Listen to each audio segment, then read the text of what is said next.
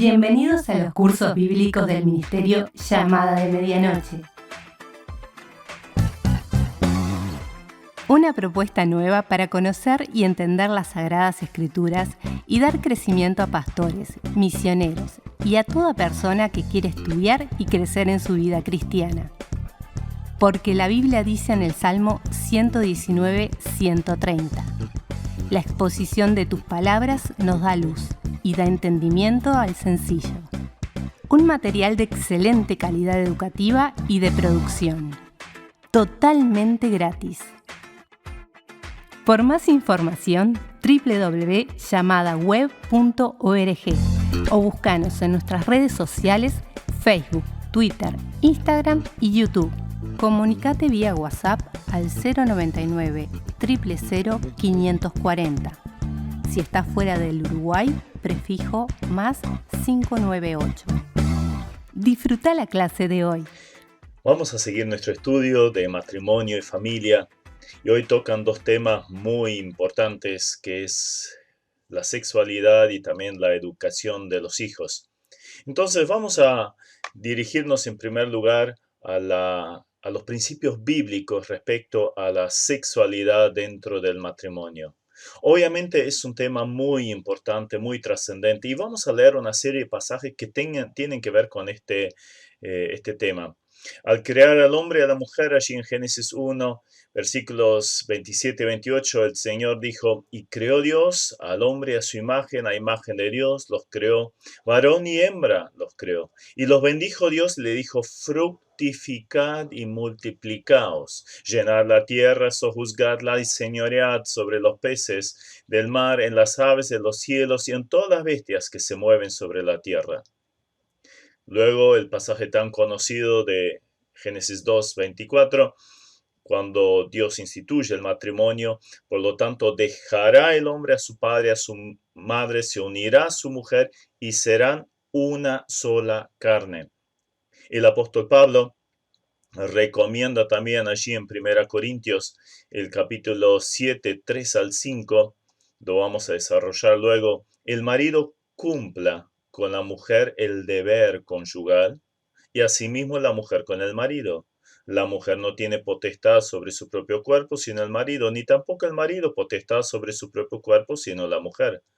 No os neguéis el uno al otro a no ser por algún tiempo de mutuo consentimiento, para ocuparos sosegadamente en la oración y volved a juntaros en uno, para que no os tiente Satanás a causa de vuestra incontinencia.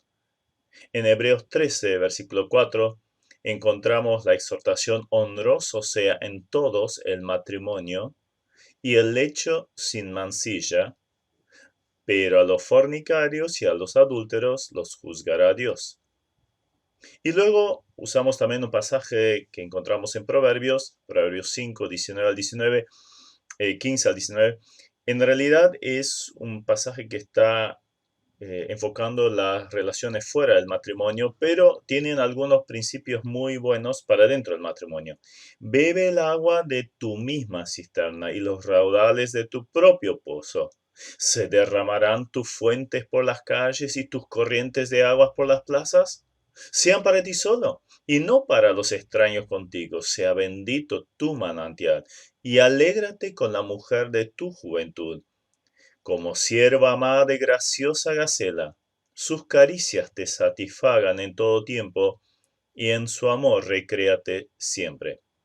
Entonces, estos pasajes nos enseñan varias cosas respecto al matrimonio que vamos a tratar a continuación. Entonces, algunas características de la sexualidad dentro del matrimonio.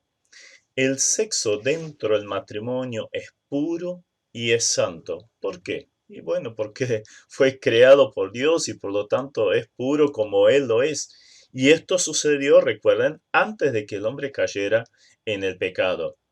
Aún después de la caída, la sexualidad es vista en forma honorable por Dios.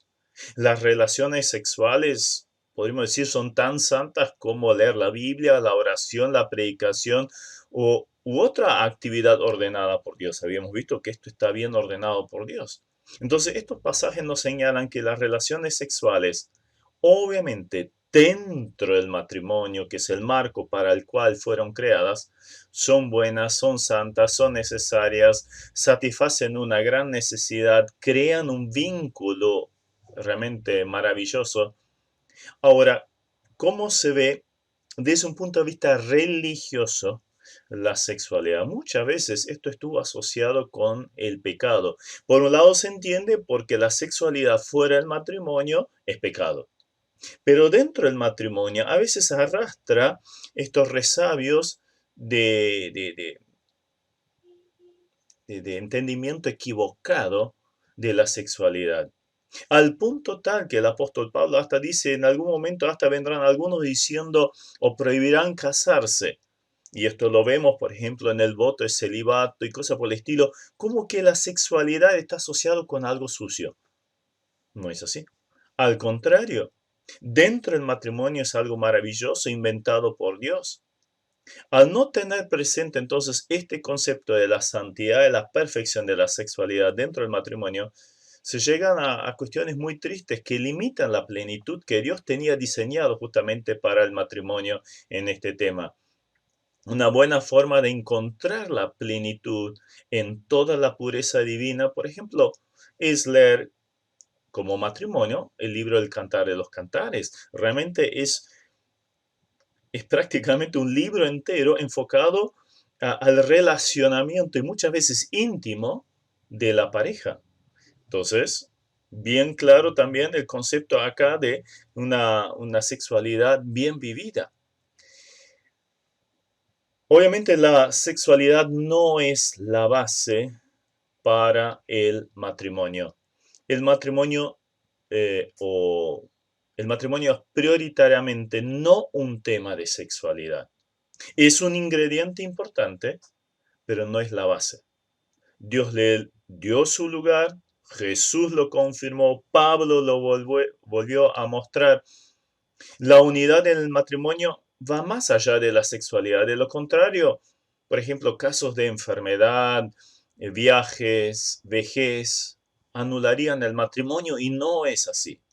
Entonces, otra vez, la sexualidad no es la base del matrimonio, pero tiene una función muy elevada y hay que tenerla muy presente. Entonces, ¿cuál es la prioridad en el sexo?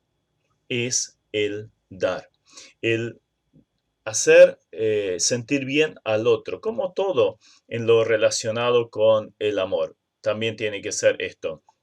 Entender y actuar de acuerdo a los puntos fuertes y débiles del otro debería ser una actitud constante. Demostrarle cariño para llegar a la realización mutua debería ser lo normal.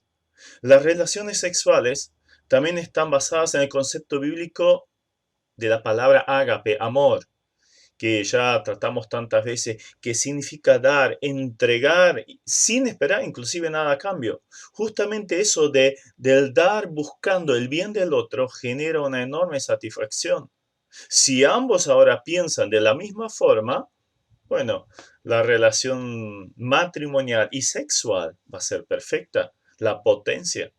Ahora, los conceptos de este mundo, también respecto al amor y al sexo, realmente son egoístas. Solo vale el gran yo y lo que yo pueda percibir, sentir y satisfacerme. No, no tiene que ser así. La Biblia nos muestra otro camino. Otra vez, 1 Corintios, el capítulo 13. Buscar el bien del otro, no lo suyo propio, no el egoísmo. El marido tiene que buscar satisfacer plenamente a su esposa y la esposa, obviamente, también a su marido. El marido cumpla con la mujer el deber conyugal y asimismo la mujer con el marido. Habíamos leído allí en 1 Corintios 7, el versículo 3. Hay que tener en cuenta en este texto algunas cuestiones. En el contexto, en el versículo 2, inclusive advierte acerca de las influencias que podamos percibir de afuera, justamente por tanta impureza que hay en nuestra sociedad. Entonces es bueno tener cada uno su propio marido y mujer y tener las relaciones sexuales, decía el versículo 2. Ahora Pablo en el 3 dice, cumpla.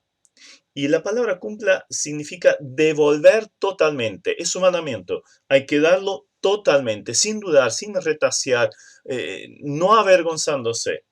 Justamente dentro del matrimonio, la desnudez ya no importa.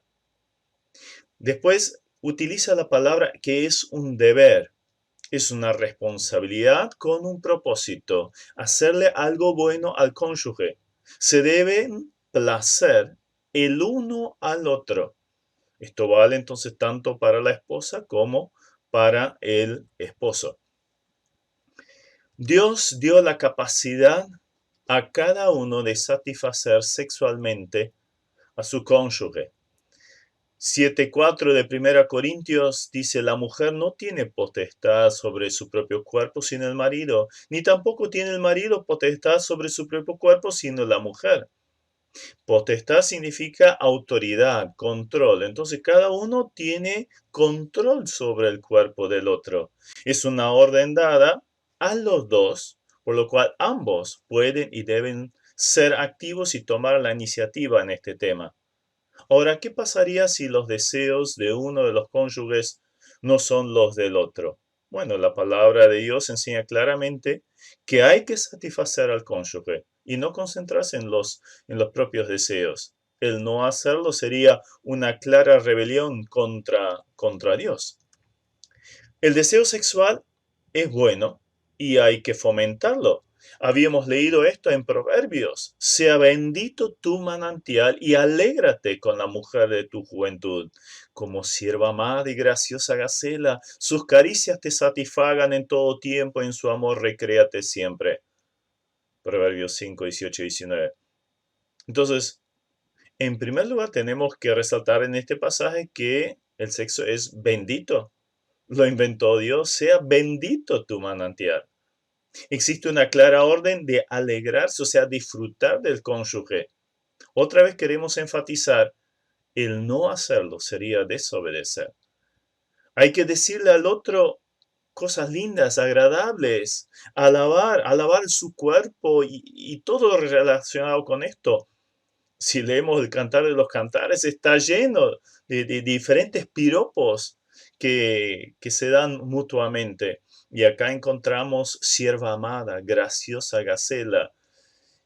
Claro, no son palabras que utilizaríamos hoy en día, pero justamente están enfocados a la parte corporal, a la parte física, exaltando el físico de la mujer en este caso.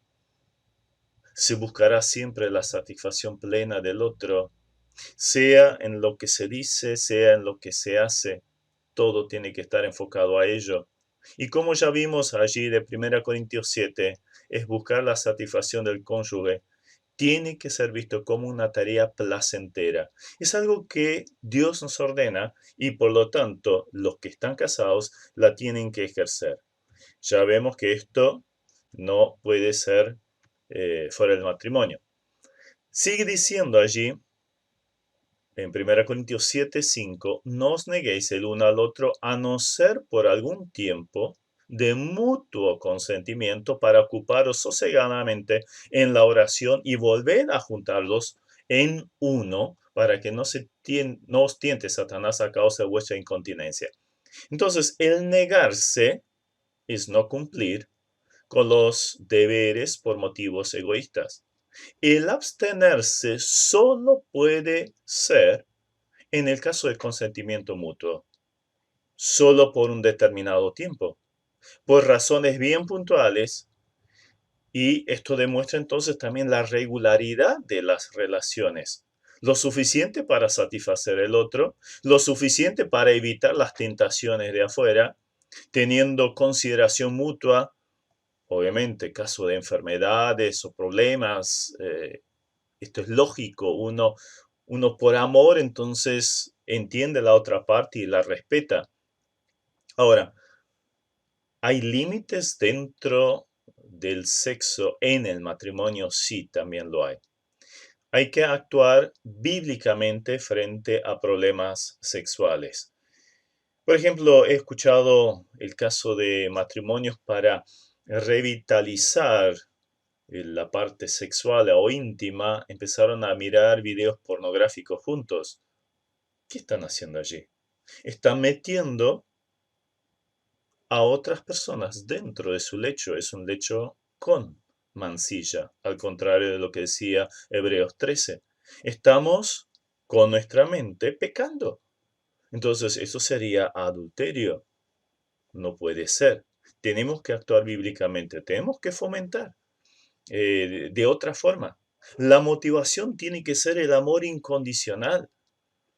Tiene que ser de mutuo consentimiento, tiene que buscarse mutuamente. Filipenses 2, los primeros versículos también nos hablan acerca de esto.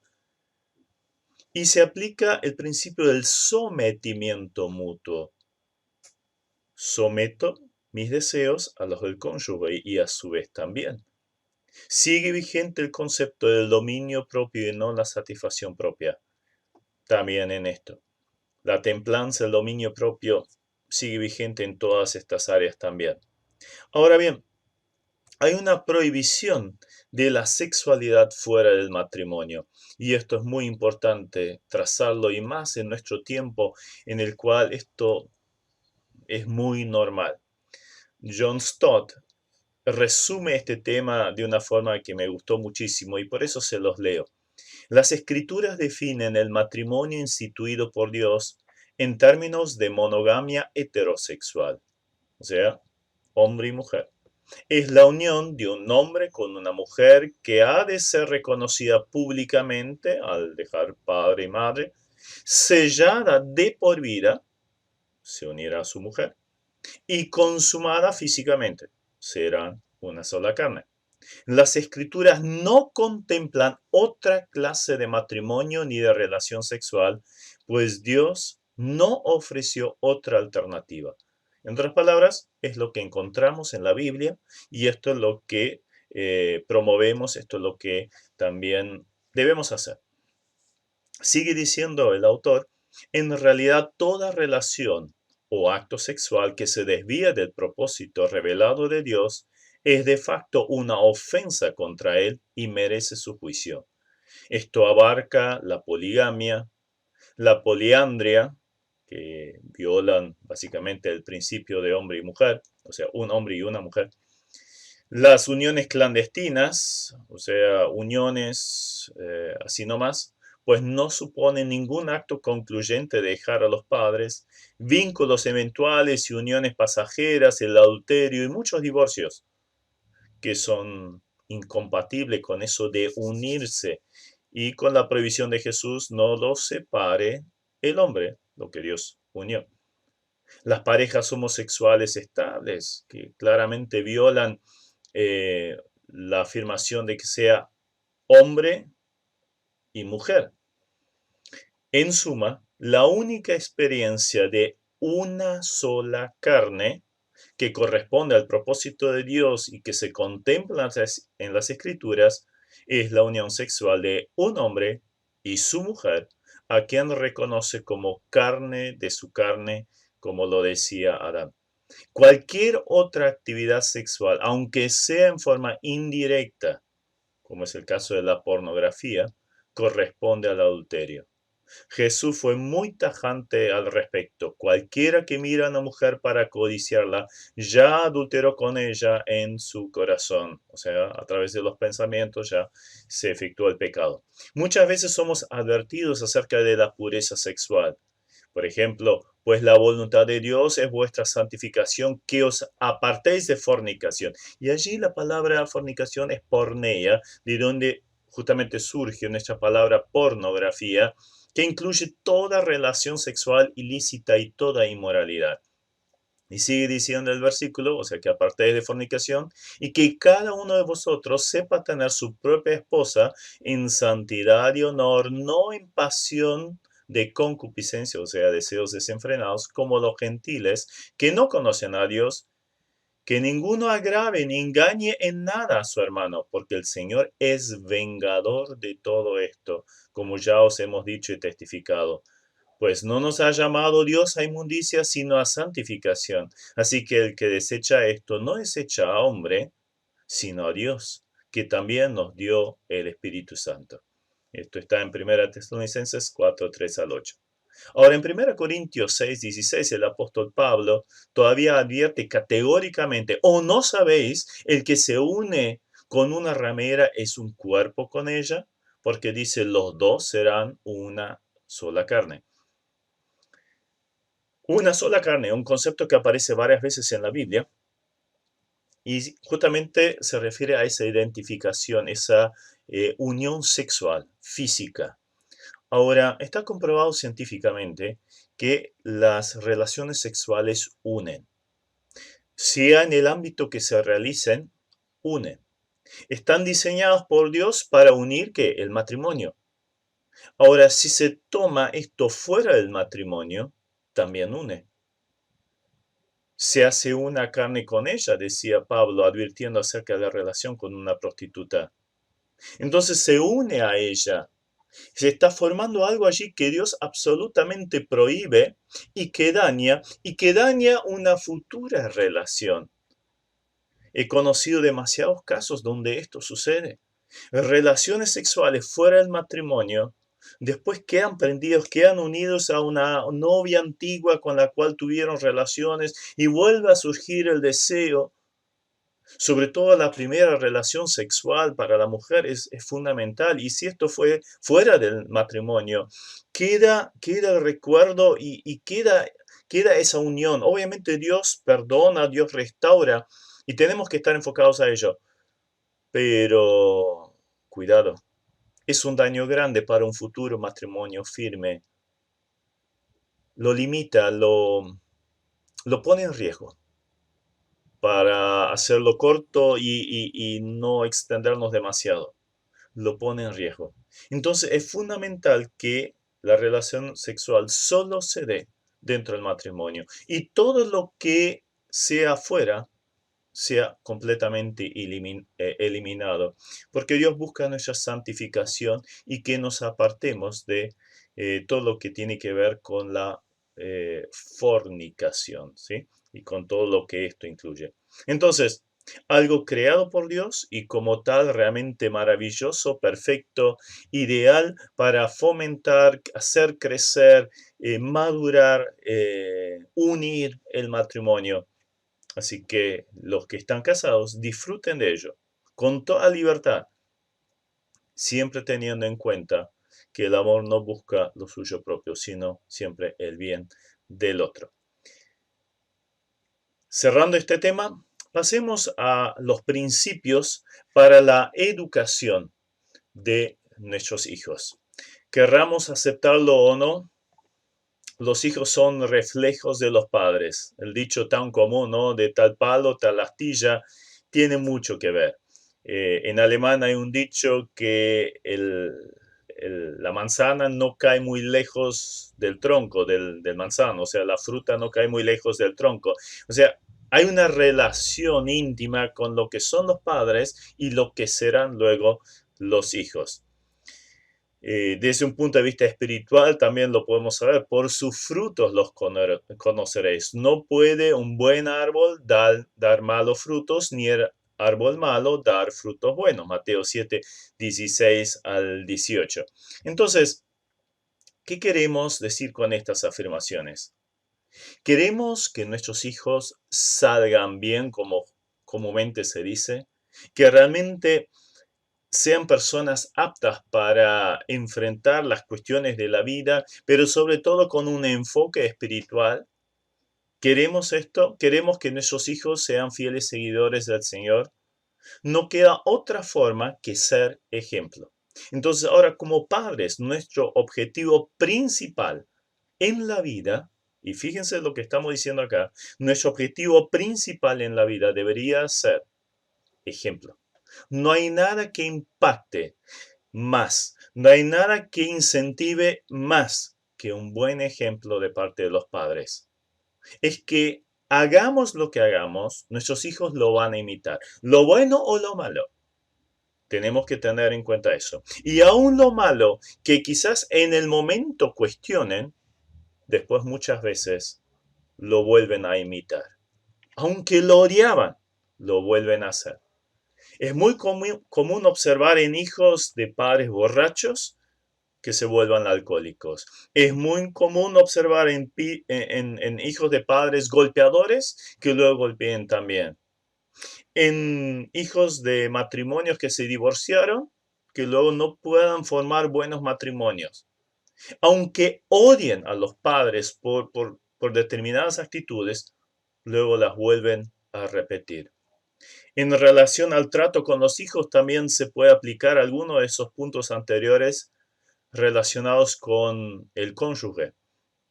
Pero vamos a enfocarnos ahora un poquito en lo que tiene que ver con los hijos. En primer lugar, la comunicación. La vamos a dividir en dos partes. La comunicación con el cónyuge respecto a los hijos. O sea, además de hablar de los temas personales dentro del matrimonio, es necesario también que se hable de los hijos, qué les está pasando, cómo hay que educarlos, qué principios vamos a utilizar, vamos a tener que ponernos de acuerdo, qué les vamos a dejar y qué no.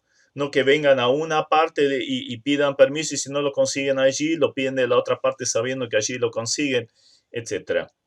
También hay que decidirse qué relaciones con otros chicos y familias vamos a forjar, porque es importante también en esto, qué amigos tienen nuestros hijos. Entonces busquemos direccionar un poquito también el tema de la amistad, sobre todo cuando son chicos.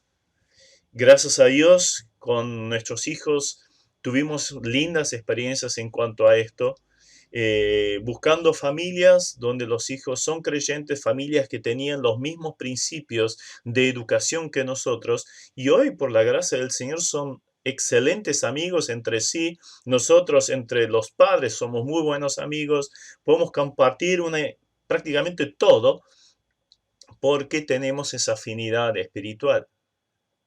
En cuanto a la comunicación sobre los hijos, también tenemos que hablar, orar respecto a sus estudios, a su formación, pero estos son secundarios en relación a su formación espiritual. Este debería ser nuestro tema principal, eso debería ser nuestro enfoque principal en todo lo que tiene que ver con la comunicación sobre los hijos. Pero luego también está la comunicación con los hijos. Ya habíamos visto la importancia de la comunicación entre cónyuges, pero en el caso con los hijos también es fundamental. Algunos padres le dan todo lo que desean sus hijos, o al menos lo intentan hacer, pero estos padres están criando hijos completamente insatisfechos y con un déficit de amor impresionante. O sea, se enfocan a lo material, de darle todo en lo material, en lo físico, pero se olvidan de la parte emocional, espiritual. Y esto es gravísimo. Entonces, cuando no tienen esto dentro del hogar con sus padres, lo van a buscar muy rápidamente afuera, con algún chico, con alguna chica, con la aceptación de algún grupo, el que sea, de la misma edad probablemente, y muchas veces con malas juntas. El primero que le diga algo lindo a la chica, como nunca tuvo una afinidad, una aceptación emocional por parte del padre, y le va a hacer oídos a esa persona. Otros padres emprenden actividades especiales, viajes con los hijos. Esto es genial, pero no puede faltar nunca el estar realmente juntos con cada uno en particular. En lo posible, de a uno. Sobre todo a medida que vayan creciendo, que se acerquen a la adolescencia, es fundamental esa charla bien personal.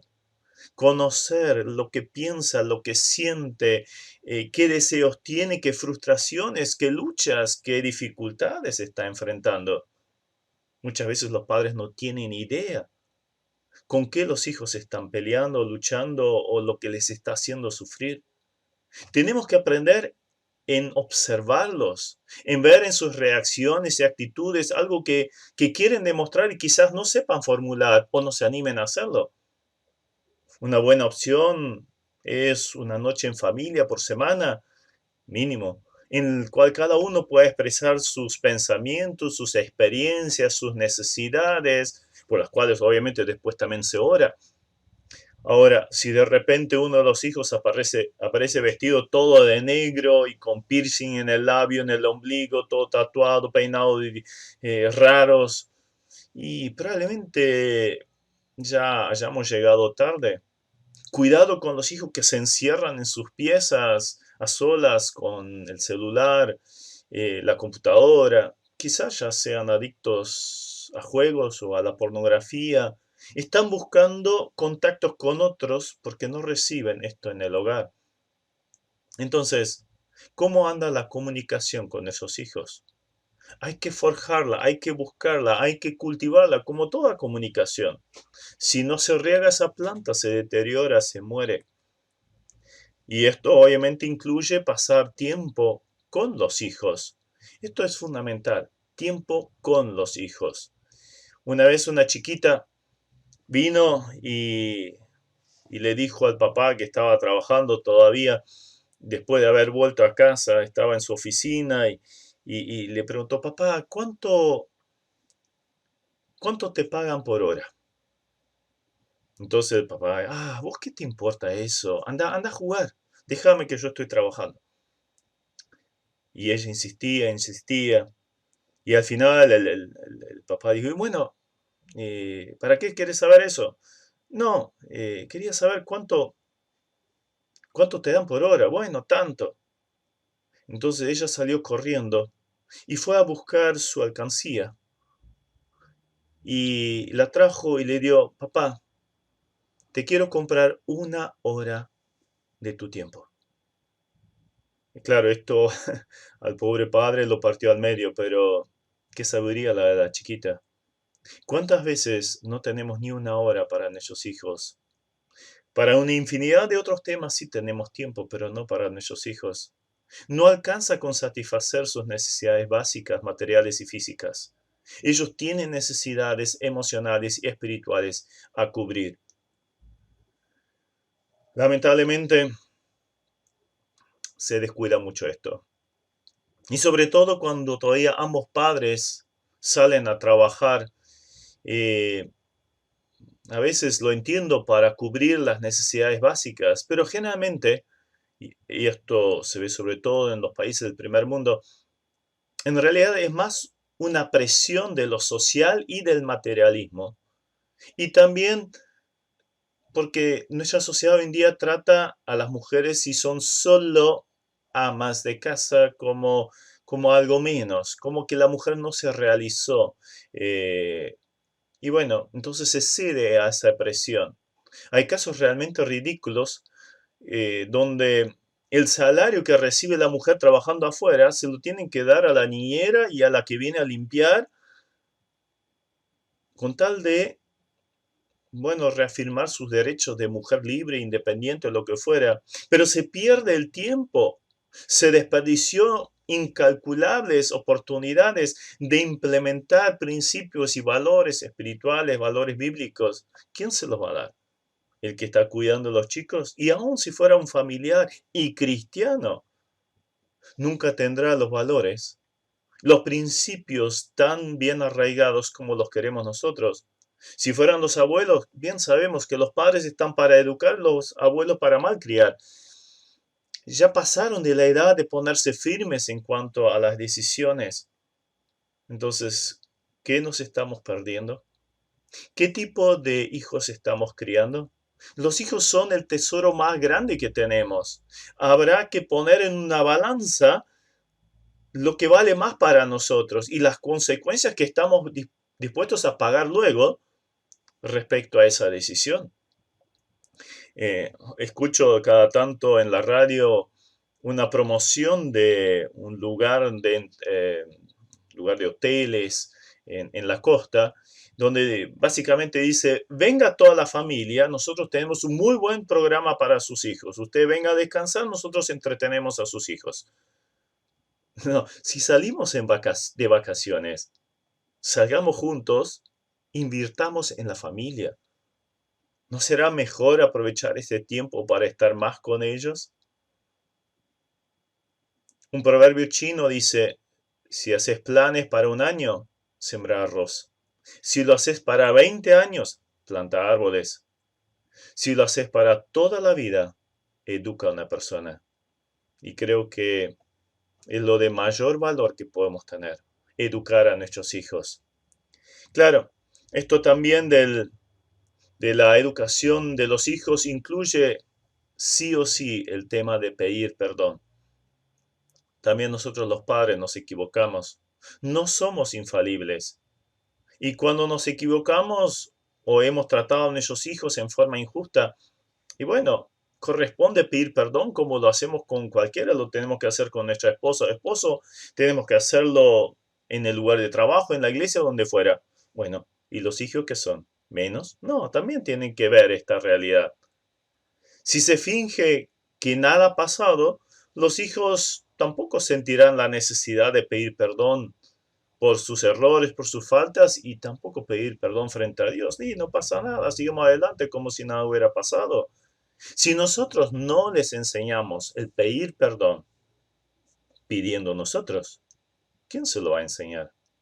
No podemos seguir la filosofía de que todo se arreglará de alguna forma o el tiempo cura las heridas. No, esto queda en la memoria de los chicos. También si los hijos fueron espectadores de alguna pelea entre los padres, deben saber que ellos se pidieron perdón, que arreglaron sus problemas hablando, y entonces ellos aprenden que las relaciones crecen y sanan por medio del perdón. En cuanto a la crianza de los hijos, un tema muy trascendental. Vivimos en un mundo marcado por la rebelión, el antagonismo contra cualquier tipo de autoridad. La maldad avanza de una forma impresionante y nuestros hijos están expuestos continuamente al contagio de todas estas actitudes negativas, perniciosas. Ya casi no existen valores y básicamente cada uno pone sus reglas y sus leyes y por lo tanto hace lo que mejor cree o desea. La verdad se volvió relativa al gusto del consumidor. Cada uno se elabora su propia verdad, sus propias reglas, si es que las tiene, o cada día son reglas diferentes. No es de extrañar entonces que las generaciones nuevas carecerán absolutamente de convicciones firmes. ¿Qué es lo que hay que hacer realmente en cada situación? Tiene que haber ciertas reglas que aplicándolas la cosa funciona. Pero si no las hay, van a ser arrastrados por el primer charlatán que se les cruce y sea convincente. Como no tienen principios claros en los cuales basar sus decisiones o que sirvan como reglas para su actuar, no saben hacia dónde dirigirse, qué hacer ni cómo hacerlo. Por esa razón imitan muchas veces actitudes equivocadas de otros o ya llega al punto que no le encuentran el propósito a sus vidas. Y hay muchísimos suicidios de preadolescentes y adolescentes. Es una obvia muestra de que algo falta en sus hogares. Entonces, vamos a ver algunos principios inamovibles respecto a este tema de la crianza. Vayamos a Efesios 6:4. El apóstol Pablo nos presenta una clara orden respecto a nuestra responsabilidad como padres. Efesios 6:4 dice, vosotros padres no provoquéis a ira a vuestros hijos, sino criadlos en disciplina y amonestación del Señor.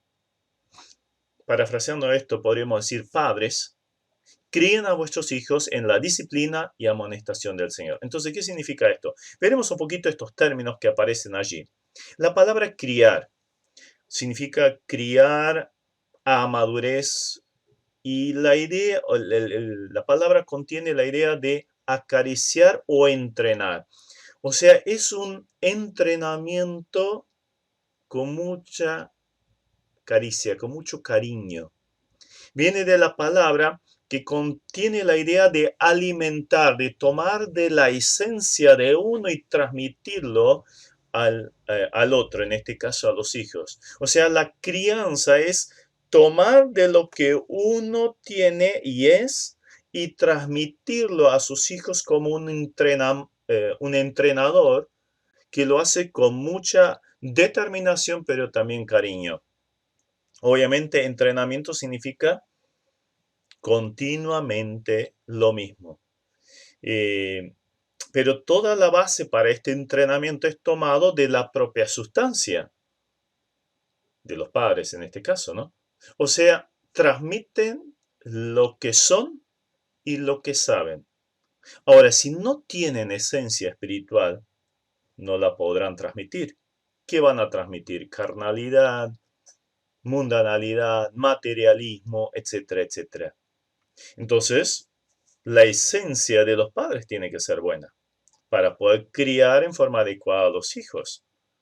La disciplina, la segunda palabra que aparece allí, criar en la disciplina, denota la formación dada al niño, incluye la instrucción y de ahí también la disciplina, corrección, y es cercana a la palabra paidagogos, o sea, la palabra disciplina es paideia, pero es familiar de la palabra paidagogos, que era el líder del muchacho, generalmente un esclavo, que era el tutor, que lo llevaba a la escuela, o sea, guiaba al chico romano, lo llevaba al maestro, pero en el camino también le enseñaba, lo corregía y hasta lo disciplinaba hasta su mayoría de edad, que era estipulada por el padre.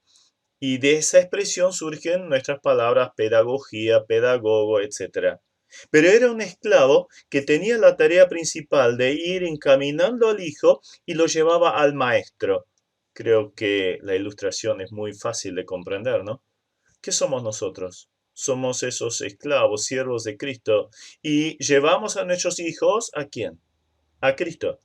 No son nuestros hijos, son prestados por un breve lapso de tiempo. Los tendremos 17, 18, 20 años, 24 años, pero después se nos van. Los tenemos prestados por un poco de tiempo. Entonces, ¿a dónde los tenemos que encaminar? A Cristo en ese breve lapso de tiempo que los tenemos. Luego está el concepto de amonestación. Literalmente es fijar en la mente. La instrucción a través de la palabra tiene que entrar en la mente. Es como darle los criterios adecuados acerca de las cosas, la manera como se hacen y por qué se hacen, que estén fijos en la mente del chico como clavos plantados. Esa es la idea. Cuando yo meto un clavo en la madera y aunque saque el clavo luego, ¿qué queda? Queda el agujero, queda hasta la marquita de la cabeza del clavo. Bueno, básicamente es esto. Es implementar, meter los principios en la mente del chico y aun cuando el clavo ya no esté, para algunos chicos los padres son un clavo, cuando el padre ya no esté y él ya enfrente el mundo, los principios quedaron. Instruye al niño en su camino y aun cuando fuere viejo no se apartará de él. Es el mismo principio que encontramos acá en Efesios. Por lo tanto, criar a los hijos en la disciplina y amonestación del Señor es el más alto y importante deber que tienen los padres. Significa un entrenamiento cariñoso, constante, repetición constante, basado en la instrucción de principios bíblicos por parte de los padres, para que los hijos puedan llegar a tener una vida vivida en función de estos valores. Esto conlleva que los padres vivan de acuerdo a estos principios. Ahora, ¿cuándo empiezan a vivirlos? Obviamente ya los tienen que estar viviendo de solteros. Por eso es tan importante que los solteros, antes de casarse, antes de estar de novio, ya vivan, fomenten esa esencia cercana a Dios. Porque ¿de dónde van a tomar para implementar, alimentar a sus hijos? De lo que tienen. Y si no tienen, ¿qué van a dar? Lo que no tienen. O cosas dañinas. Entonces, esto no se empieza cuando uno está casado, eso se empieza antes. Y si se ha descuidado esta parte, hay que cuidar mucho, hay que hacer mucho esfuerzo para revitalizar todo esto. ¿Cuál sería el objetivo de criar a nuestros hijos en estos principios bíblicos? La respuesta la encontramos en 2 Timoteo 3, 16, 17. Toda la escritura es inspirada por Dios y útil para enseñar, para redarguir, para corregir, para instruir en justicia. ¿Y cuál es el resultado? ¿Cuál es el objetivo? A fin de que el hombre de Dios sea perfecto, y ahora escuchen bien, enteramente preparado para toda buena obra. ¿Deseamos eso para nuestros hijos?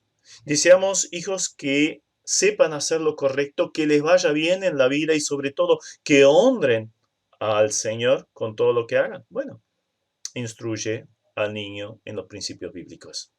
Ahora, para esto tenemos un procedimiento ineludible. Esto lo encontramos en Deuteronomio 6, 5 al 7. Amarás a Jehová tu Dios con todo tu corazón y con toda tu alma y con todas tus fuerzas, y estas palabras que yo te mando hoy estarán sobre tu corazón, y las repetirás a tus hijos y hablarás de ellas, estando en tu casa y andando en el camino, y al acostarte y cuando te levantes. ¿Qué vemos en estas palabras?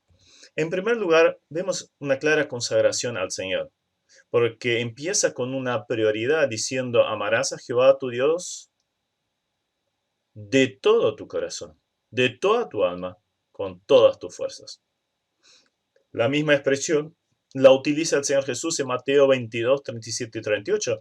Allí dice, amarás al Señor tu Dios con todo tu corazón, con toda tu alma y con toda tu mente. Este es el primero y grande mandamiento. Es interesante que acá el Señor cambia la expresión de con todas tus fuerzas por con toda tu mente. Esto es muy sencillo para entender. Es que Jesús iba al origen de las acciones, de los hechos. ¿Dónde empieza? En los pensamientos. Entonces, empiezan con la intención del corazón, los pensamientos.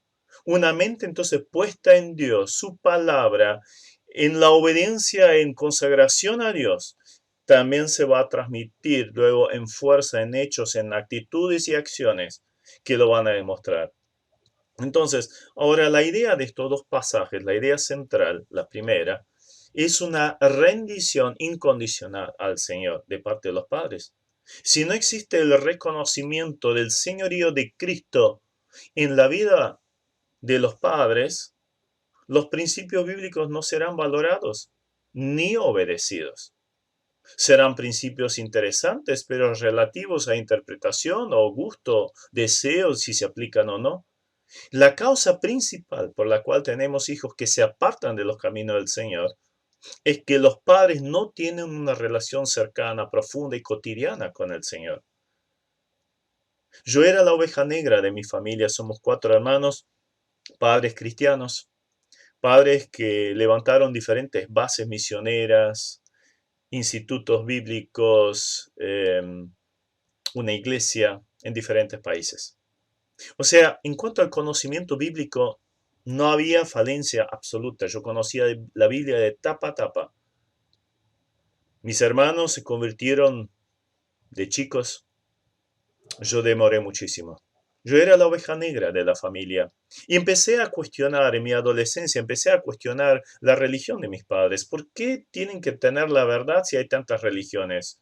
Empecé a simpatizar con el ateísmo.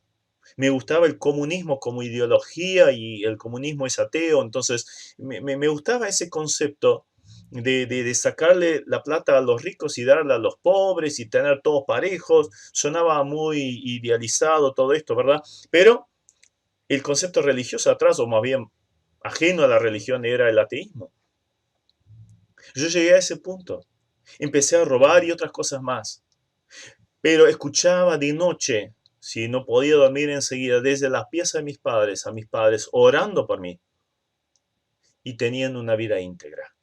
Y fueron esas dos cosas las que me llevaron al Señor, sus oraciones y su vida íntegra. Si en su vida hubieran demostrado una dicotomía, una no coherencia entre lo que decían y lo que hacían, a mí me hubieran espantado, alejado de las cosas de Dios. Pero en el caso de ellos fue justamente lo contrario, me acercó a Dios a través de su vida. Ellos tenían a Cristo en primer lugar. Entonces eso fue lo trascendente. Ahora también En ese procedimiento ineludible también vemos la asimilación de la palabra del Señor. Dice allí en Deuteronomio 6:6, y estas palabras que yo te mando hoy estarán sobre tu corazón. El paralelo en las palabras de Jesús a esta expresión la encontramos en Mateo 22:38, amarás al prójimo como a ti mismo.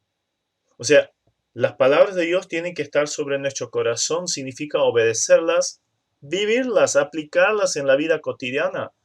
No existe instrucción más eficaz que una vida que lo demuestre. La forma más efectiva de impactar en la vida de los hijos es la forma de vivir. Se les puede leer la Biblia todo el día, pero si ellos no la ven aplicada en la vida de los padres, de nada va a servir. Los hechos valen más que 1000 palabras. Conozco tantos casos de padres y ahora en mi mente tengo especialmente una madre que pasaba horas leyendo la Biblia, pero una pésima relación con todo el mundo, crítica constante y problemas de carácter y actitudes dañinas hacia los demás. Claro, espantó a los hijos. Los hijos no quieren saber nada de esa madre. Y así podría seguir nombrando casos y casos. El ejemplo es lo que vale. Obviamente tiene que ir acompañado de la enseñanza verbal, pero si la vida no lo avala, de nada sirven las palabras. Y luego viene la instrucción en la palabra, claro, la vida, pero también la palabra. ¿Recuerdan lo que tenía el sumo sacerdote en el borde de su manto azul? Tenía campanitas intercaladas con granadas o representaciones de granadas, la fruta. Entonces, sonido y fruto, sonido, fruto, sonido, fruto, palabras y hechos, palabras y hechos. Entonces, ¿qué seguía diciendo allí Deuteronomio 6:7?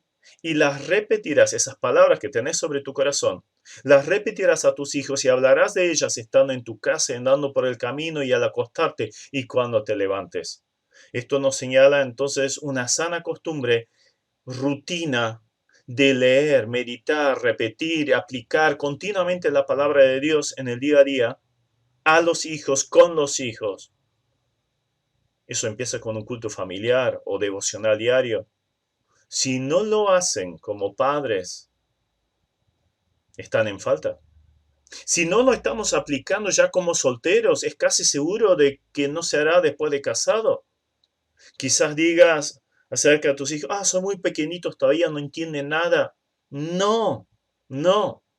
Aún siendo bebé, oren con él, agarren las manos, júntenlas, oren una oración sencilla, apenas entienda un poco. Cuéntenle las historias bíblicas. Hoy realmente no tenemos excusa, tenemos Biblias para todas las edades.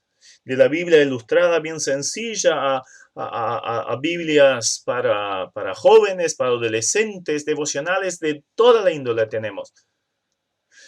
¿Cuánto reciben de su celular, tablet, colegio, escuela? ¿Y cuánto de la Biblia? Pero el domingo lo lleva a la escuela dominical. ¿Alcanza eso? ¿Le da de comer una vez a la semana? No, obvio que no. Le da de comer 3, 4 veces por día. Y bueno, ¿y la Biblia? La parte más importante. Ahora, si los discípulos pedían al Señor que les enseñara a orar, ¿cuánto más nosotros le debemos enseñar a orar a nuestros hijos? Cuando digan las primeras palabras, enséñenle una oración sencilla y después va cultivando esto hasta inclusive hacerlo por iniciativa propia y haber tomado una decisión personal a favor de Cristo. Este pasaje nos muestra también la realidad de tener la palabra de Dios presente al levantarse durante el día y al acostarse. O sea, 3, 4 veces al día estaban presentes los principios bíblicos. Entonces, una buena costumbre sería, por ejemplo, leer un devocional o una parte de la Biblia en el desayuno, almuerzo y cena. Orar con ellos, terminar el día orando, leyendo la Biblia y orando. Y durante el día, Esto lo hacemos por tal principio bíblico. Esto ayuda mucho a la educación. Me di cuenta, sobre todo en el tiempo de la adolescencia, donde hay mucha discusión, donde están viendo hasta dónde pueden ir con sus límites. Y claro, ahí llegó el momento que el papá y la mamá son unos anticuados que no nos entienden y todo lo demás. Ahora, si la educación es simplemente hacer esto porque yo lo digo, o porque sí, o dejarlos hacer lo que quieran, entonces va a haber problemas. Pero si es un principio basado en un principio divino bíblico, al cual el padre y la madre también se sujetan, entonces va a ser más fácil educarlos. Entonces, educarlos de acuerdo a principios bíblicos. Pero esto también nos señala una repetición. ¿Por qué? Y porque somos muy olvidadizos. Todo ser humano es olvidadizo. Por eso la repetición. Pablo no se cansaba de repetir las mismas cosas una y otra vez en las diferentes cartas. Además, les tenemos que enseñar todo el plan de Dios, como Jesús decía en Mateo 28:20, enseñándoles todas las cosas que os he enseñado. Nosotros los tenemos todo el día con nosotros, o gran parte del día. Los tenemos varios años con nosotros. Tenemos que enseñarle todo el plan de Dios. Tienen que ser nuestros primeros discípulos. Tenemos que tener en cuenta que los tenemos por un tiempo determinado y después se van. Entonces es fundamental que reciban toda la verdad del Evangelio, todas las enseñanzas bíblicas en líneas generales. ¿Quién lo hace? El responsable principal obviamente es el varón, el hombre, la cabeza del hogar. No es el mandamás, como ya vimos, pero sí el responsable de la condición espiritual de su esposa e hijos.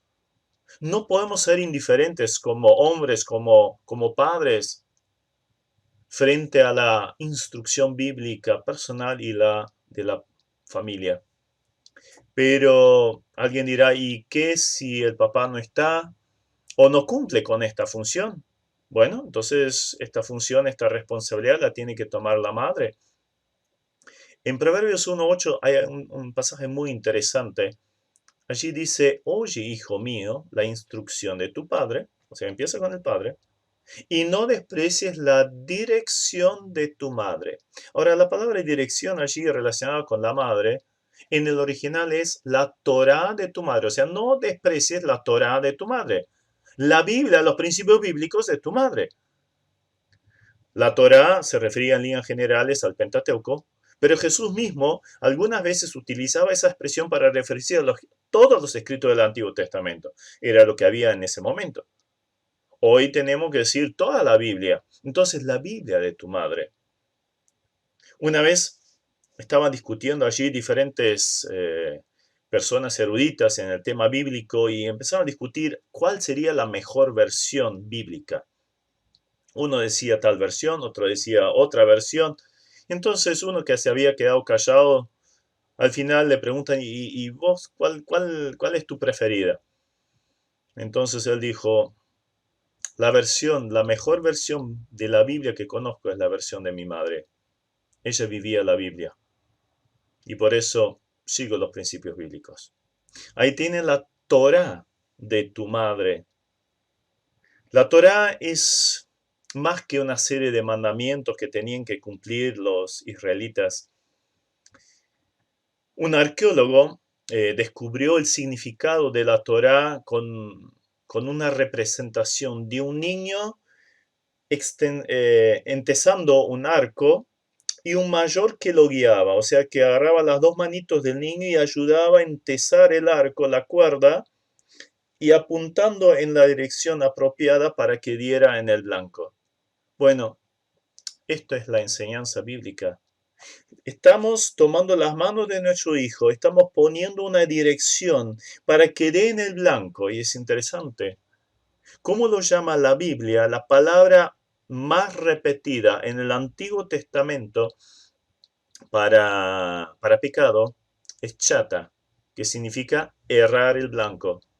¿Cuál es la palabra respecto al pecado más repetida en el Nuevo Testamento? Hay muchas palabras que se refieren al pecado, pero la palabra más repetida es amartía. ¿Qué significa? Errar el blanco.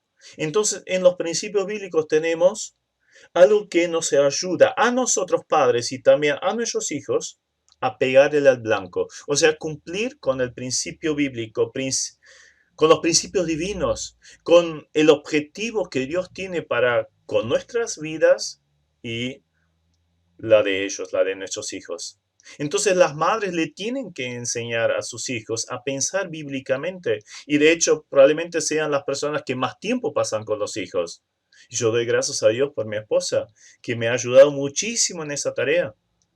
Obviamente busqué ocupar el lugar, el rol de padre, de cabeza en el hogar, pero cuando yo no estaba, muchos viajes, mi esposa ocupaba ese rol. Ella vivía esa realidad y lo sigue viviendo. Entonces, las madres tienen que ocupar ese lugar si el padre no está. Son en gran parte las madres las que enseñan a sus hijos cómo llegar a tener un buen matrimonio, a guardar la santidad, no ser materialistas, ser amorosos. Se necesitan madres que enseñen a temer a Dios, que den dirección bíblica a las vidas tan tiernas. Esto comienza bien chiquitito.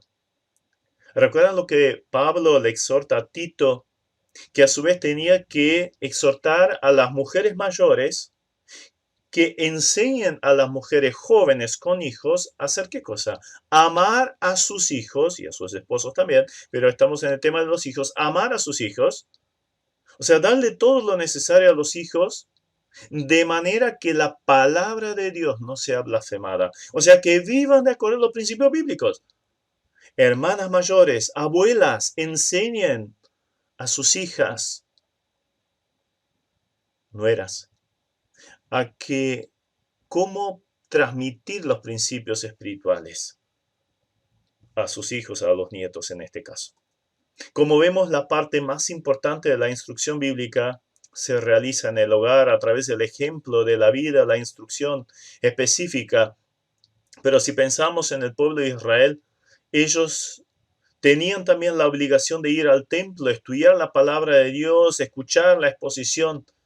Ahora, muchas veces asociamos el pasaje de Hebreos 10:25, no dejando congregados como algunos tienen por costumbre, simplemente para los adultos. ¿Pero es esto así? Absolutamente no.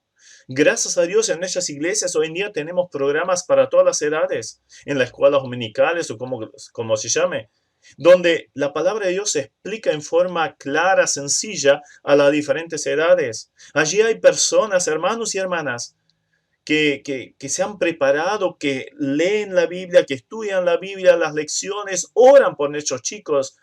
¿Cómo vamos a impedir que nuestros hijos tengan acceso a esta preciosa realidad?